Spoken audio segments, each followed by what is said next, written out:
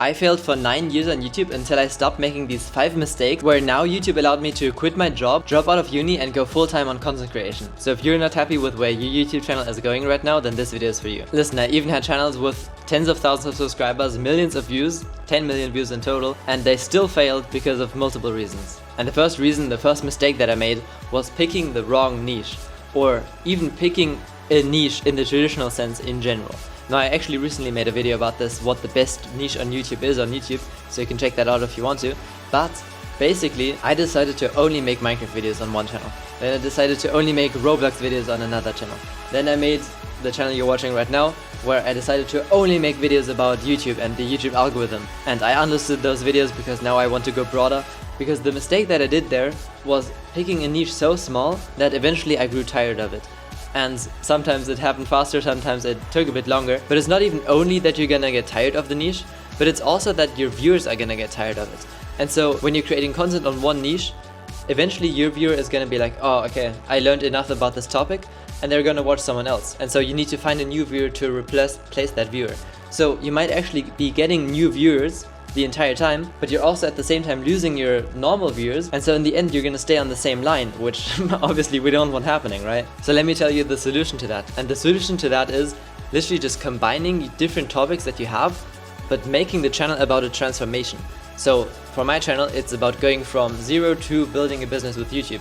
On my vlog channel, it's about how I went from zero to basically building a business, now living in Vietnam, and kind of more the lifestyle side of it. Or Evelyn Weiss, who I'm editing YouTube videos for, it's the transformation of going from whatever to building an online business with ads, using her strategies basically. Alex Mosey's channel is going from 1 million to 100 million, or whatever it might be. Having a channel based on this transformation is going to allow you to make more broader content while still only targeting one viewer. So it's not going to be multiple audiences that you're targeting with your content. I always say the example of you can make cooking content and you can make gaming content on the same channel if your target audience is fat gamers who want to get healthy by cooking their own meals.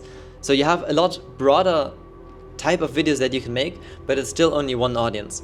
And that's over time, it's going to be more meaningful because you're actually helping people do something instead of just making funny videos that you can laugh about and then it doesn't really change anything in your life. But you can actually help people basically achieve something that they want to achieve and get views and get money in the meantime. And it also more so allows you to actually sell services, sell coaching, sell products, whatever you want to do about it. And so with the 10 million views that I have on my combined channels, it was kind of educational content, as in here's how to do something, but my audience was mostly 12-year-old guys from India or something. And it's like, I love those guys, they were really, really nice, but they're not gonna buy anything from you. And so picking the wrong niche, one of the biggest mistakes you can make, and I would just try to tell you, make content for your younger self, or so either make videos about the transformation that you already went through, or if you don't have a crazy transformation that you've been through, then start making content documenting of getting towards a goal and then basically teaching the lessons that you're learning as you're learning them. And so the next mistake that I made was not uploading frequently enough. If you only upload every second week or even every week, you're gonna have so fewer chances of actually figuring out what works and finding your right audience, giving also the algorithm the chance of finding who your target viewer is, that you're going to be at a huge disadvantage compared to someone who uploads daily, for example. What I saw with the videos that are now unlisted on this channel was that I made videos every single week, which is kind of an okay cadence. I think it's like the minimum that I would say for organic growth. But what ended up happening is that I kind of forgot what my last video was even about, or the videos before that, and I didn't really have consistency throughout my channel, because every week I was like, oh, then I should do this differently, and then, oh, let me actually do that, and then this is interesting, and then this and this. I was staying within the same topic, which is basically how to grow on YouTube, that kind of stuff, but it was very different in terms of style. Like, first I made screen recording videos with my face cam and I explained something on the screen. Then it was general like advice videos, and then it was here's how to do this specifically, and then it was a rant video, me complaining about something on YouTube or something like that. Whereas if you make, for example, daily videos, like I'm doing on this channel right here, then you will always still know what you talked about in the previous videos. You can more so plan out, okay, how is my channel gonna look basically like from a viewer's perspective if they watch this video and then they watch that video and then that video. Like, how can I basically direct the viewer in a direction on my channel, creating watch sessions so that they don't only just watch one video, but also watch another one, and it becomes this Netflix effect I talked about in another video, where every single video is kind of similar, with different information in it though, but it feels familiar to the viewers so that it doesn't take more energy to watch the video and it's not like draining to watch. So honestly, uploading more only has upsides. And you might say like, oh, but then I can't have the same quality. Can you really not have the same quality? I know a lot of channels where people would say that, but it's actually just not true, to be honest. Maybe not daily, but twice a week instead of weekly, 3 times a week instead of weekly.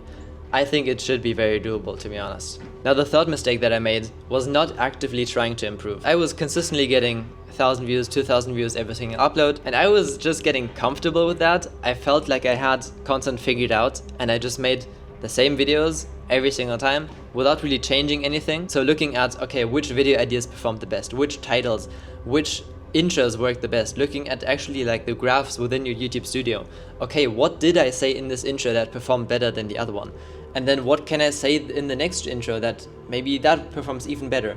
And then maybe I rambled too long there, and then I can cut that out, and then I can change the lighting, and I can change my recording setup. And basically every video you want to be improving something about your recordings. And you might also be in this stage right now where you think like, okay, I'm posting, I'm being consistent. But consistency alone isn't gonna cut it. You need to be consistent and consistently improving over time. Now, the next mistake that I made was being too damn selfish with my content. I don't know why, maybe it's just the nature of creating content, but if you're anything like me, you always want to talk about the things that you've done, that you've recently thought about, and the things that you're interested in, which it obviously makes sense, but you really need to think about that your viewer is probably not at the exact same circumstances that you are in. And your viewer, if you're making educational type content, also wants to learn something while watching your videos. And so you wouldn't just make videos like redesigning my school page or cutting the grass in my garden. Like, if you're a gardening channel, a video like that wouldn't really work unless it's for like garden ASMR aesthetic background video or something like that. There are some videos where it's like, oh, it just looks satisfying because someone's cutting grass and then it goes viral on TikTok. But that's a whole different thing. General videos about you doing something are not gonna work very well, because they need to show the viewer that there's an advantage that the viewer gets from watching the video. Instead of how I cut my grass, it's how I cut my grass so that it regrows faster. And then it's like, oh, I want my grass to regrow faster. Let me see how you cut your grass so that it regrows faster. And then some people say make how to instead of how I. Some people say how I instead of how to. You can switch around with the titles, doesn't really matter, I don't think. But what does matter is that the viewer knows what they're gonna get out of the video, and that there actually needs to be a benefit to watching a video. And now the next mistake that I made that kind of got me to quitting a few channels too early was not really looking at views the right way. I always thought like 12 views is bad, or 50 views is bad, 100 views is bad, something like that. But it's like, imagine 100 people watching you do something on stage, or like you're talking to 12 people in a room. You have more impact with your videos than you might think. If you're teaching people how to grow their grass faster, and there's exactly one person watching your video who has like really dry grass at the moment, and they want to learn how to grow their grass, and you speak to that one person in the video so directly that they think like, oh yeah, I want to learn from this person how to grow my grass, and then they apply for your coaching or whatever, you can genuinely change a life there with one view, theoretically, if it's the right view. And so if you're getting 12 views a video or something, don't think, oh, it's not enough people. Think it's 12 people that you're trying to help there with your content. And that should be reason enough to keep going, and eventually you're obviously going to grow your view count either way if you focus on actually providing value, improving every single time, and the 4 other mistakes that I previously mentioned. But I guess what I'm trying to say is don't be too harsh on yourself with your content. And if you're not seeing exactly the kind of views that you want to be seeing, maybe just lower your expectations for a while and just keep it up. But obviously do so with the strategy in mind. If you don't currently have a strategy for YouTube, then you can watch this video next, which is basically how I would start a YouTube channel in 2025 if I had to start all over again. So check that out if you want.